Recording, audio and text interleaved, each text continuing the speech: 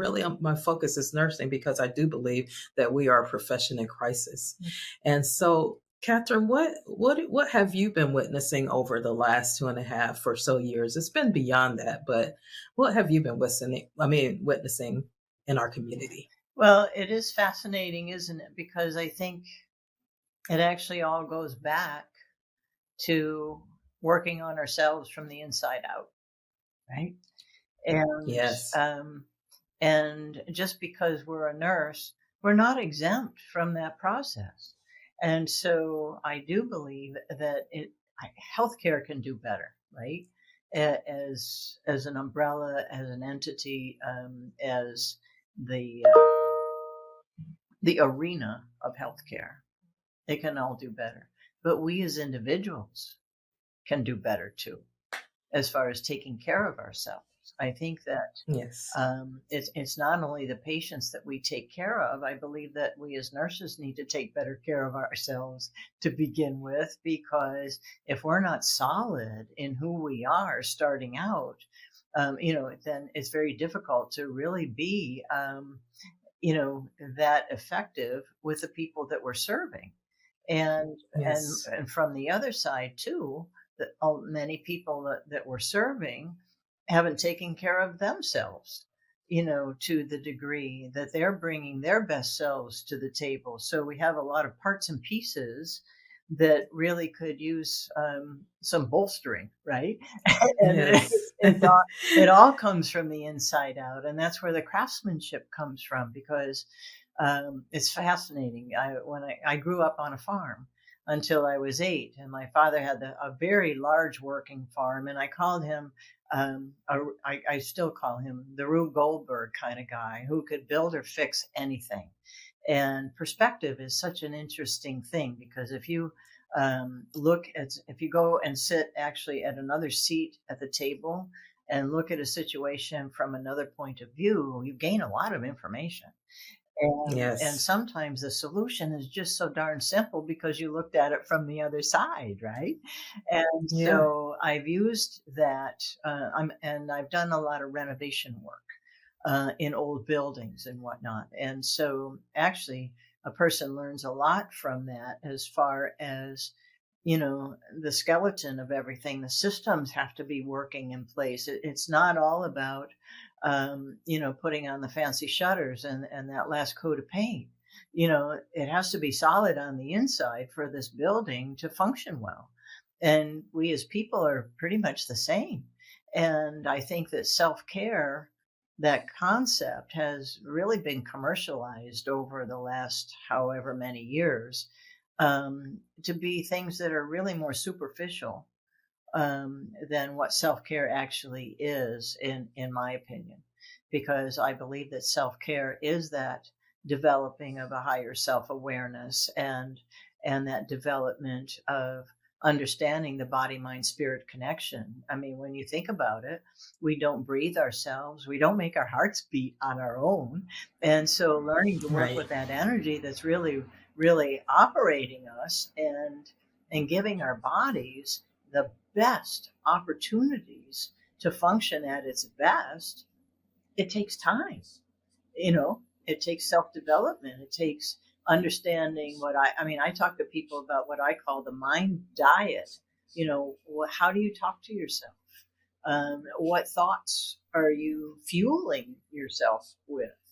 And that's just as important, if not more important, than the nutritional diet, that because our body requires fuel as well.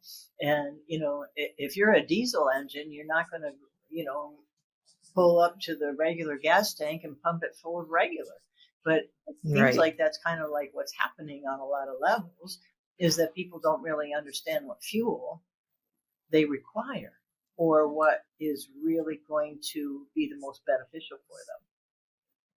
Wow, that's pretty powerful. The mind needs a diet as well. Oh, absolutely. Because how you talk to yourself and the thoughts that you think, they have energy. And it's imperative to understand on the emotional, energetic scale, where those thoughts and where those, feelings are landing. because it's interesting because the thoughts are the language of the mind, and the feelings are the language of the body. And of course, the thoughts, and the feelings influence each other, right? Right. Wow, that's so powerful. I think about that because I have friends and things that are they're driven from the outside in. Hmm. And you mentioned about this work that we have to do with self-care is from the inside out. That's what I'm kind of hearing from you. Is that what you were referring to? Absolutely. I mean, that's what I believe self care is. I mean, it's great to go for that manicure, or, and a massage is always great. And those are absolutely things that are useful and helpful. But those are situations. Those are things on the outside, and it's really coming from the inside and knowing who you are and what are your boundaries. What what is it that what lights you up? Because it's the spark of life that makes it such a beautiful adventure. And I Yes. think that many of us, I mean, the research shows that we're pretty much programmed by the time we're 7, and we've been Hmm. programmed by people who have been programmed by people who have been programmed. And I call it going down from generation to generation without any evaluation. And so Yes. it's really, we get programmed, and then it's actually a lot of unlearning and a lot of undoing as we get along later in life and realize it's just like, hey, I'm living a life I don't even really like, and how did that happen? Wow, that's very powerful. That reminds me, Catherine, of a quote that I saw the other day, and I think it's by Paul Coelho or something like that. But he said maybe the journey isn't so much about becoming, but it's about unbecoming everything that's not you, so that you can become who you really were destined to be. And it was so powerful because Mhm. I know what my development just from I've been developing myself for over 20 years when I was conscious enough to do so. But I have had to like unbecome all of those false expectations that other people have for my life. Mhm. Oh, And so that's so powerful what you're talking about. oh, well, I think that when you talk about being in it for over 20 years, right? I started listening to Wayne Dyer on cassette tapes, and so, Oh my right, gosh. right. Yeah, Some people don't even know what cassette tapes are, probably. I know. And so, I mean, when I was going to college, there was no computer, there was no internet. It was books in the library, no cell phone. And look how the technology changes. I mean, we're Yes. all light beings, and we're emitting light and information constantly, and information is constantly coming to us. And so discernment of what information you're actually going to allow in makes a big difference as to how a person is going to develop their mind diet. Constant acceptance of a lot of negativity.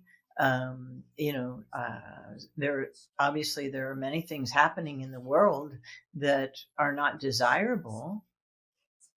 However, there are some things that we have no control over.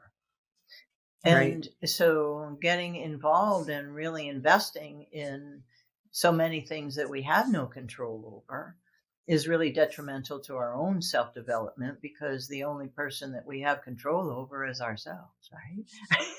Absolutely. Right. I mean, you can put your expectations out there, and it's wonderful to have those boundaries, but also know that somebody else's response is their response, and that's their responsibility. It's not my responsibility, is not your response, right?